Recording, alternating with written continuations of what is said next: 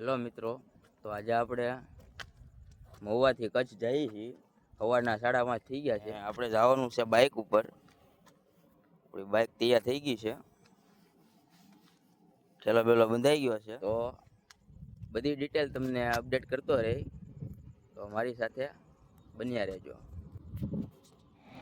બાઇકમાં petrol પુરાવી લીધું છે, ટાંકી કરાવી છે ફૂલ. 1030 રૂપિયામાં ટાંકી ફૂલ થઈ છે. આગળનો ખર્ચો કેટલો હાલે, કેટલા કિલોમીટર હાલે? 10 લીટર પેટ્રોલ, લગભગ 10 લીટર આવેલું છે. એટલે 10 લીટર પેટ્રોલમાં કેટલા કિલોમીટર હાલે એ જોઈ, અને ખર્ચો કેટલો થાય એ પણ જોઈ. હેલો મિત્રો, આપણે રાજકોટથી લગભગ 20 કિલોમીટર આગળ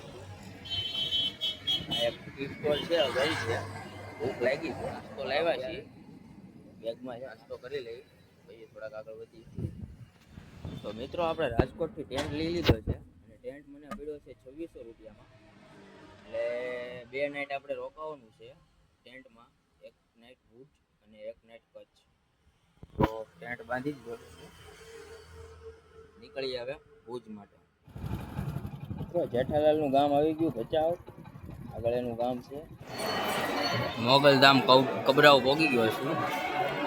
કબરાઉ દર્શન કરી લીધા છે મોગલમાના. હવે ભુજ તરફ જવાનું છું. આ કબરાઉ છે, મંદિર છે મોગલમાનું. જો મિત્રો, આજે આપણે અહીંયા રોકાણેલા હતા. આ છે શક્તિપીઠ ધામ, રાજપૂત સમાજનું છે. તો અહીંયા આપણે રોકાવા માટે અહીંયા રહેતા. અહીંયા હોલ છે મોટો, રોકાવાનો રૂમ પણ હોય છે. એટલે તમે ભુજ આવો તો અહીંયા રોકાવાની સારી એવી સુવિધા છે. આવી રીતના છોકરાને રમવા માટે ગાર્ડન છે આગળ. સંડાસ બાથરૂમની વ્યવસ્થા છે, નાહવાની. હું તો રૂમ નહોતો રાખ્યો, મારી પાસે તો ટેન્ટ છે. એટલે ટેન્ટ રાખીને અહીંયા ઓટલા ઉપર સૂઈ ગયો હતો. તમે આવો તો અહીંયા આવજો રોકાવા માટે. મિત્રો, આજે રાતે તો ગાડી અકારે કરીને થાકી ગયો હતો, એટલે કાંઈ વિડીયો ટેન્ટનો ઉતારેલો નથી. હવે આજે રાતે અહીંયા રોકાય, ત્યાં ટેન્ટનો વિડીયો ઉતારી, કેવો ટેન્ટ છે, કઈ રીતના રહેવાનું હોય. મિત્રો, આપણે છતરડી આવી ગયા છીએ. આ એક પ્લેસ છે જ્યાં જૂનવાળી સ્ટ્રક્ચર ને એવું બધું છે. આવી રીતના ગાર્ડન છે, કોઈ એન્ટ્રી ફી નથી. ઓલી બાજુ બધા જૂનવાળી મકાન ને એવું બધું છે, મંદિર ને. ત્યાં જઈને તમને દેખાડું કઈ રીતનું છે. આવી રીતના જૂના મંદિરો છે, અડધા તૂટી ગયા છે. આ બાજુ બધા તૂટી ગયેલા છે, આ બાજુ સારા છે થોડાક.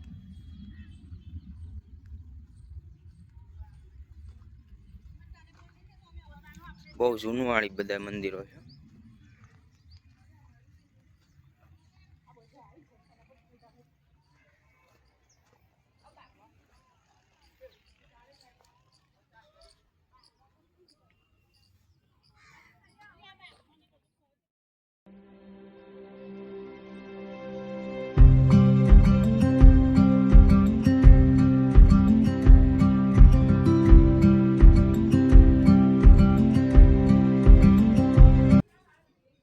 આવી રીતના અધૂરું મંદિર છે, નકરા સ્તંભ ને સ્તંભ જ છે.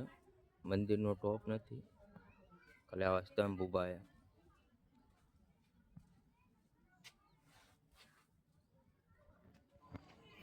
મંદિરનું બાંધકામ ચાલુ હોય છે, અને વચમાં અટકાવવામાં આવ્યું હોય છે. એટલે આ બધા પથ્થરો અને એના બધા જે ઉપર ગોઠવવાના હોય ને, એ બધું આમને પડ્યું છે અહીંયા.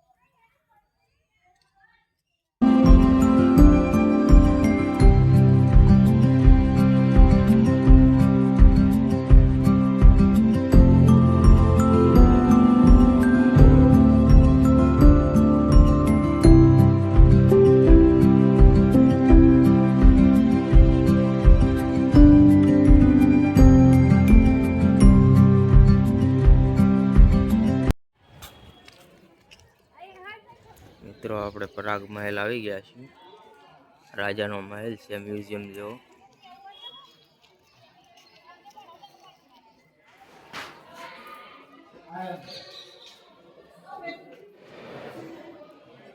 કપડા ને એવું બધું સ્ટોર કરેલું છે અહીંયા.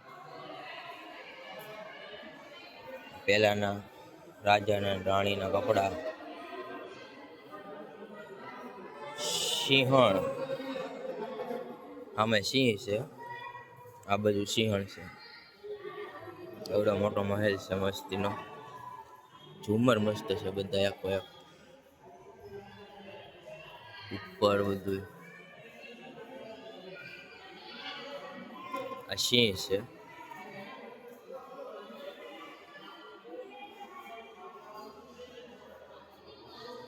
રાજાના કપડા, તલવાર ની પાઘડી, પહેલાના સિક્કા બધા રાજાના. તલવાર છે.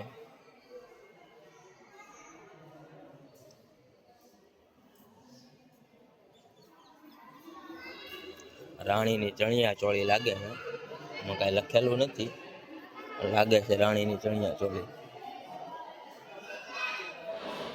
રાજાના ચપ્પલ છે, ચાંદીના વાસણ છે, બધી એન્ટિક વસ્તુ મૂકેલી છે. આવી રીતે હરણના શિંગડા છે, કટાર છે.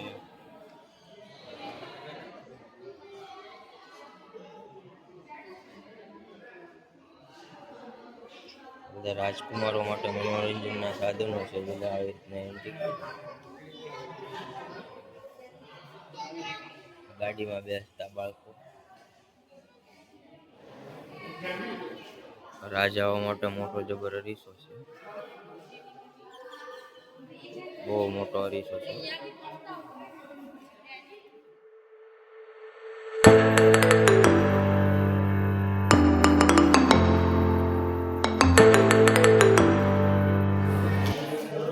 બધા રૂમ છે મહેલના. કબાટ, ટેબલ. રાજાના મહેલના બીજા માળે જઈ દાદરા ચડીને.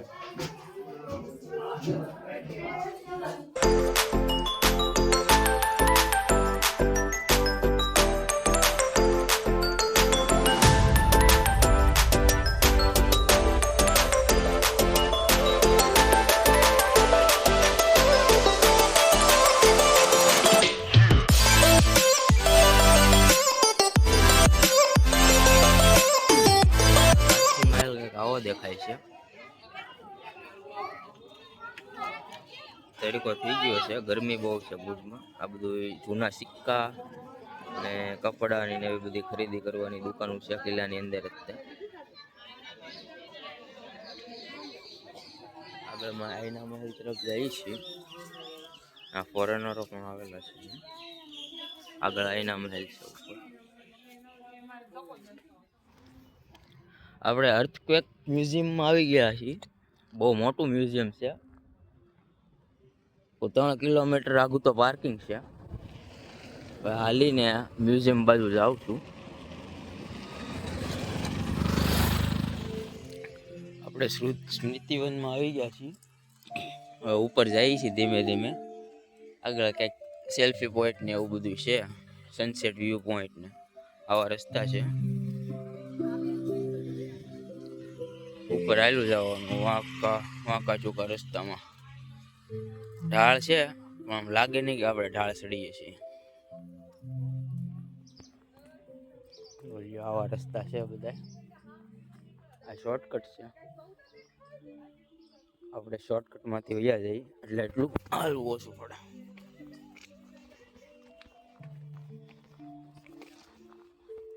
બધું જંગલ જ છે અને વાતાવરણ પણ બહાર ગામ કરતાં થોડુંક ઠંડુ છે એટલે મજા આવે આંટા મારવાની.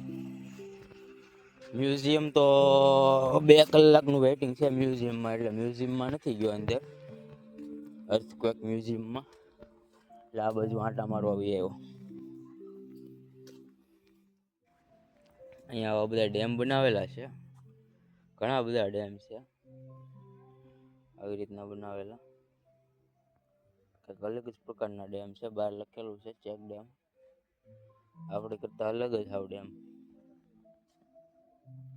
પોગવા આવ્યા છીએ ટોપ સુધી. હમણાં પોગી જવું, નીકળ્યા આવા ચડવાનું જ છે.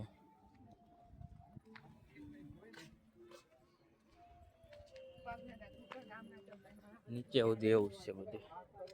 ચડી ચડીને થાકી જાય. ઇલેક્ટ્રિક ગાડી પણ આવે છે, એ ચડી નથી આપતી. ઉપર સુધી જવાનું છે, ટોપ સુધી. અહીંથી આખું ભુજ સિટી દેખાય. પરસેવાનો રેપ જેપ થઈ ગયો હતો આખો. તો એટલે ઉદય આવ્યા છે, ચડવું તો પડે જ તા. ફાઇનલી મિત્રો આપણે ઉપર પહોંચી ગયા છીએ અને નજારો જોઈ લો, આખું ભુજ સિટી દેખાય.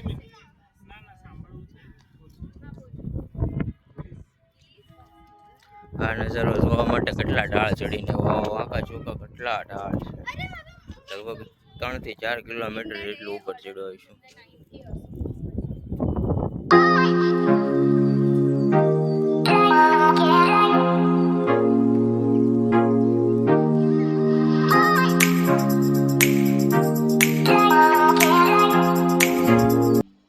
જો મિત્રો એક નવો શોર્ટકટ ગોતી નાખ્યો મેં.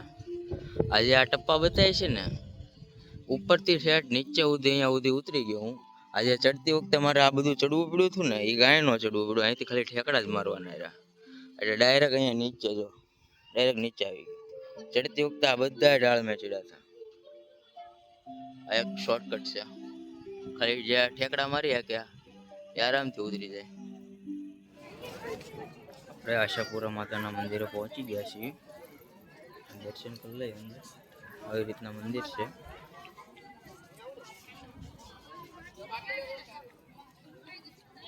ભુજથી લગભગ 100 કિલોમીટર થાય છે. તો મિત્રો આપણે ખાટલા ભવાની માતાના મંદિરે આવેલા છીએ, જે આશાપુરા માતાના મંદિરથી સામેની બાજુથી ડુંગરો છે. નાનો આમ તો ડુંગરો છે, બાઇક વહી જાય ઠેઠ સુધી. અહીંથી આશાપુરા માતાનું મંદિર પણ દેખાય. સનસેટ પોઈન્ટ પણ છે અહીંયા. સનસેટ મસ્ત છે. અદાણીવાળાની પવન ચરખી છે. સાંજના ટાઈમે અહીંયા આવો તો બેસવા કરવાનું બધું છે. સારી જગ્યા છે. ટાઈમ હોય રોકાવાનું હોય રાત તો સાંજે કોરના આ બાજુ આંટો મારી લેવાય. વ્યૂ બહુ મસ્ત હોય સાંજનો. સનસેટ એક નંબર દેખાય હતી. માતાના મઠથી થોડાક આગળ હાલીએ એટલે આ એક તળાવ આવે. આવું સરસ મજાનું એક નાનું અમથું તળાવ છે ને એની ચારે બાજુ બેસવા માટેની ખુરશીઓ અને ડોન નાખેલા છે. આવી રીતનો કંઈક નજારો છે.